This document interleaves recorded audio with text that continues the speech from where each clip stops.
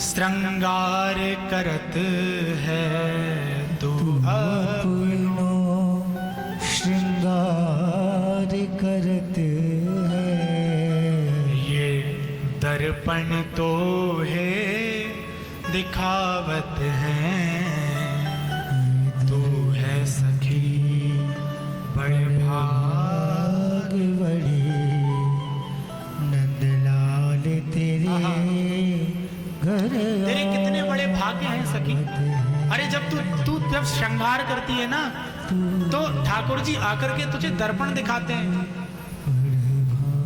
कितने भाग्य हैं। सब कोई इनको गुण गावत, सब कोई इनको गुण गावत, सब कोई इनको गुण गावत, सब कोई इनको गुण गावत। लेकिन ये तेरो गुण गावत है, तू है सखी बड़ भाग बड़ी।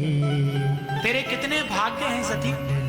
सब लोग ठाकुर जी के गुण गाते हैं, लेकिन वो ठाकुर जी जब रास्ते में आ रहे थे तो बता रहे थे कि अरे वो रोज आती है, वो ऐसी है, वो वैसी है, रोज मुझे माखन का लालच देती है, उसका घर यहाँ है, इस गली में उसका घर है। कुंभन दास लाल गिरधर प्रभु, कुंभन दास लाल गिरधर प्रभु, ये तो तेरे ही हाथ बिकावत है, तू है सखी बड़ भाग बड़ी, नंदलाल तेरे घर आवत है। ऐसे है, ऐसा है बंधुओं प्रेम। ऐसा प्रेम जिस दिन ठाकुर जी से हो जाएगा, उस दिन ठाकुर जी स्वयं आकर के और आपका आलिंगन करेंगे, और वो प्रेम केवल भागवत जी प्रदान करती है। अरे ये ब्रज की गोपियां कहती हैं कि सुनो, यदि तुम भगवान का दर्शन करने जा रहे हो ना, तो प्रयास करना कि सीधी निगाह से ही ठाकुर जी का दर्शन हो, आमने सामने से ही नैनों से नैने मिल पाए, ऐसा दर्शन हो। क्यों? बोले प्रयास करना कि कभी भी ठाकुर जी ऐसी टेढ़ी निगाह करके कभी ना देखें। बोले क्यों? क्योंकि यदि ठाकुर जी ने आपको टेढ़ी निगाह करके देख लिया ना, तो फिर आप और कुछ देखने लायक नहीं रह जाओगे। ठाकुर जी इतनी प्रेम भरी निगाह से देख लेते हैं कि फिर आप उन्हीं के हो जाओगे।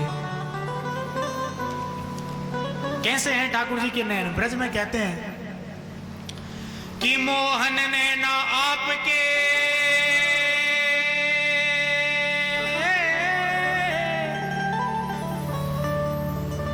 मोहन नैना आपके, नौका के आकार,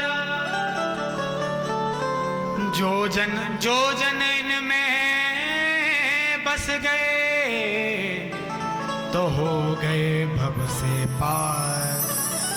ठाकुर जी के नैन कैसे हैं? बोले नौका के आकार के हैं, और जो भी इन नैनों की नौका के आकार के नैनों में बैठ जाता है वो भव से पार हो जाता है। गोपियां गाती हैं, आइए। छोटो सो कन्हैया जाके बड़े बड़े ने